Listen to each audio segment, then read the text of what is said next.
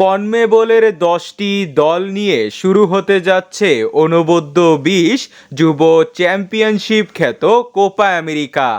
Argentina ব্রাজিলের match মানেই El Clasico, সেটা অনূর্ধ্ব-20 দল হোক বা জাতীয় দল।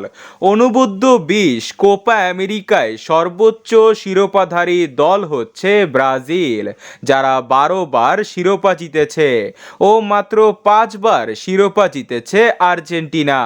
দু দলই পড়েছে একই গ্রুপে। প্রত্যেকটি দলকে 5টি করে দুটি গ্রুপে ভাগ করে দেওয়া হয়েছে। প্রত্যেকটি দল 4টি করে ম্যাচ খেলবে একে অন্যের বিপক্ষে।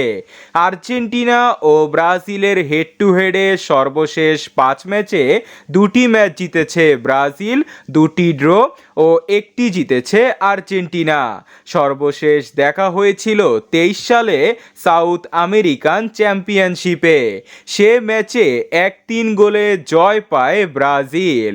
দুই দলের এই হাই ভোল্টেজ ম্যাচটি জানুয়ারি মাসের 25 তারিখ শনিবার ভোর 5টা 30 মিনিটে শুরু হবে। এখন দেখুন এই ম্যাচটি আপনারা কিভাবে লাইভ দেখবেন।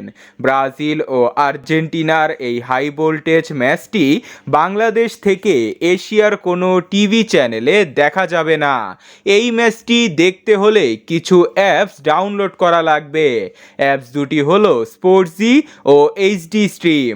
এই দুটি অ্যাপস দিয়ে খুব সহজেই খেলাটি দেখতে পারবেন।